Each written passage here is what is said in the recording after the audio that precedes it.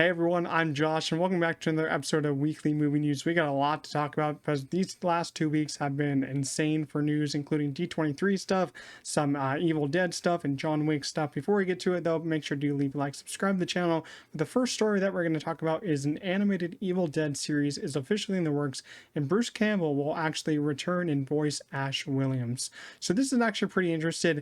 It's interesting because we haven't gotten really Bruce Campbell back in the Evil Dead universe since I think that TV show that he did. I haven't seen the TV show, but I've heard people say it's really good. And I feel like Evil Dead is this one franchise that you could do a lot of great work in if you do make an animated series. I feel like, with all the bloods and the blood and gore that happens in this show will look really good animated. It just kind of depends on what kind of animation that they do go with, what kind of style that they go with.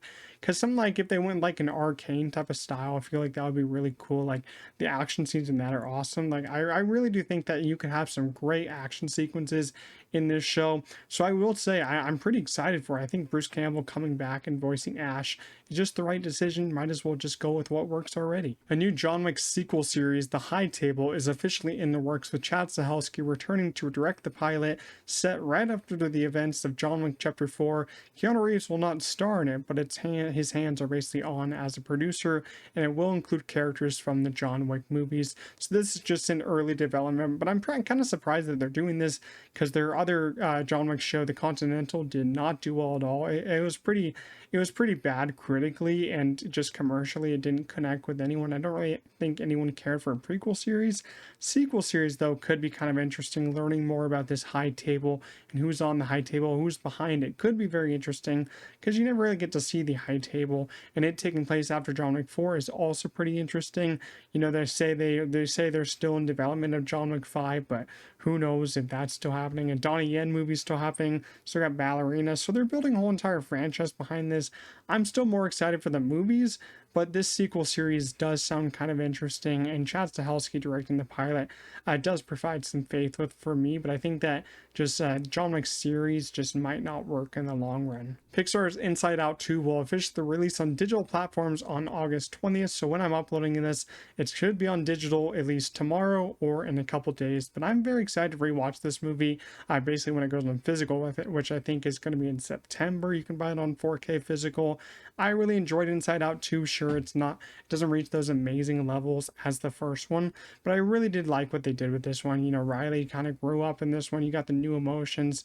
Maya Hawke, I think, did an amazing job as anxiety. Even though the kids probably seen this movie have no idea what anxiety is as an emotion, I feel like it's a good learning point for them, a good stepping stone. And I just feel like the animation was done so well, and it's going to go head to head against The Wild Robot for Best Animated Feature at this coming Oscars. John Watts' Wolves will officially release in theaters September 20th, and then on Apple TV Plus September 27th, so only a week after the theatrical release. And they did report that they already have a sequel in development for this movie before basically it comes out, before they get any reception. And this kind of interests me because Apple was actually deciding to do an actual theatrical release for this one, but after they had all those flops with Argyle, Napoleon, some of the other ones, they decided that they're only going to wait a week and then put it on Apple TV Plus in hopes to probably get more subscribers. I'm not really sure if this means they just want to leave theatrical, or this means that Wolves is probably not that great.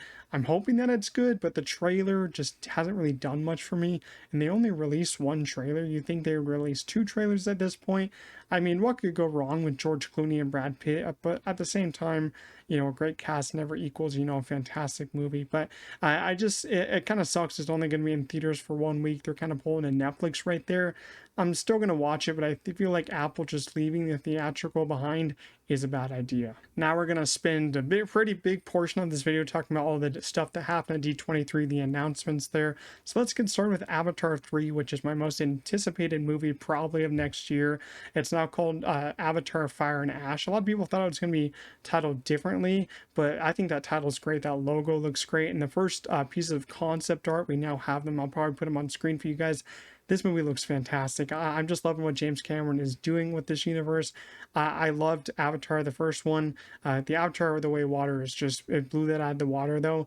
It's just a fantastic movie, fantastic story.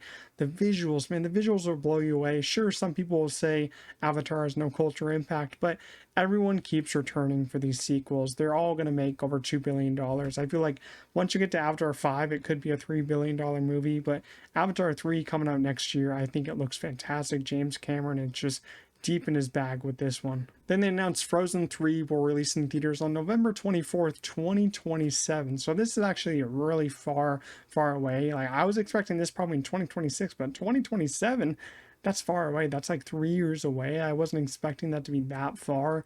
And I'm not really a big Frozen fan. I think the first one's good. The second one is very mid. I just didn't really care to watch that one again.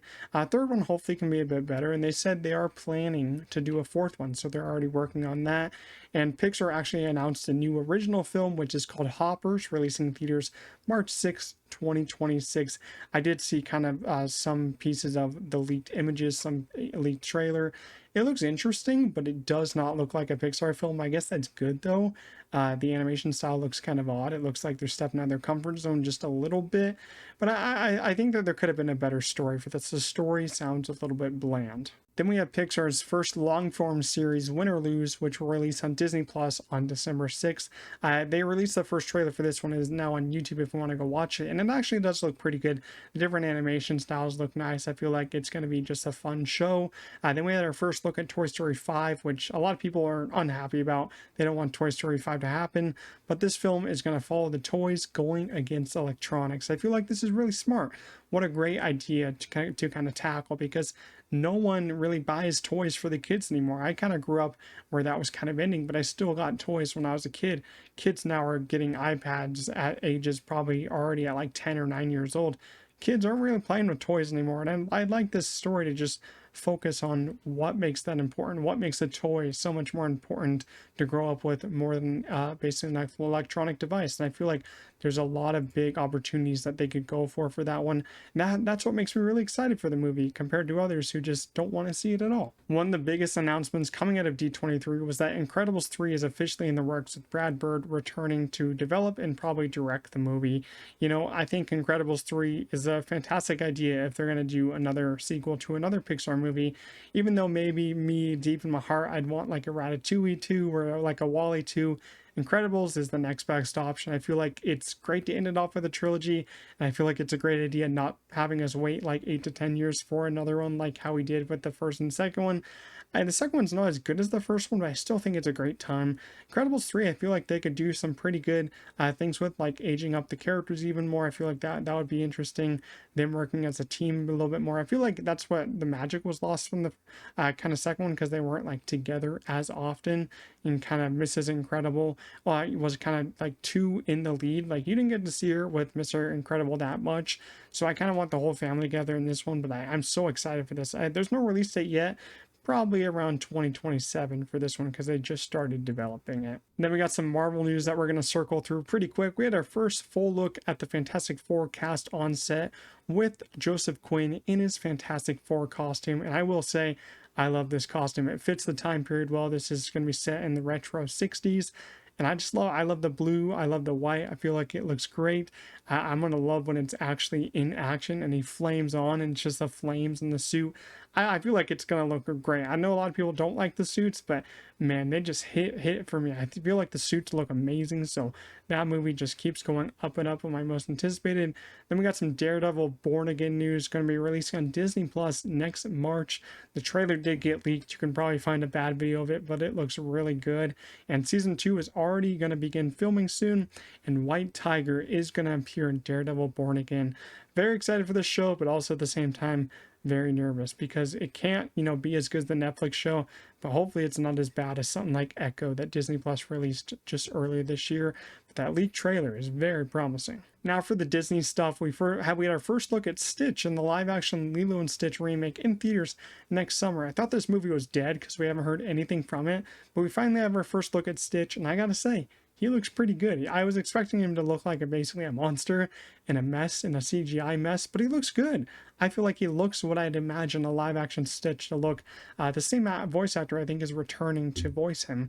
I'm just interested to see what the rest of the film is like, because Stitch could look good, but maybe other stuff just looks like a CGI mess. But they have my hopes up. Then we had our first look at Disney's live action Snow White. The trailer got officially released, and I feel like Rachel Zegler looks fantastic in this. Her singing's of course going to be great because she was fantastic in West Side Story. The trailer overall looks decent. I like some of the visuals. Gal Gadot, though, I'm not sure how I'm gonna feel about her.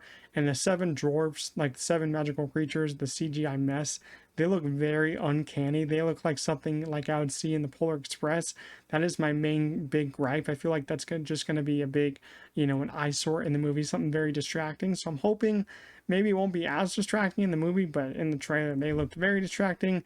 So I'm on the fence about this movie, but I feel like Rachel Zegler will still give a good performance. We got news that What If Season 3 will actually be the final season, so this show is officially ending, probably because of low viewership, but probably because the story is going to come to an end with The Watcher and all that. I'll probably continue to watch it, but it's just not one that when it comes out, I really want to watch it when it comes out. It's one that I can, wait a couple days, binge a couple episodes at a time. It's not really a weekly show that I'd watch every week. I feel like it's more of a binge show, which is better.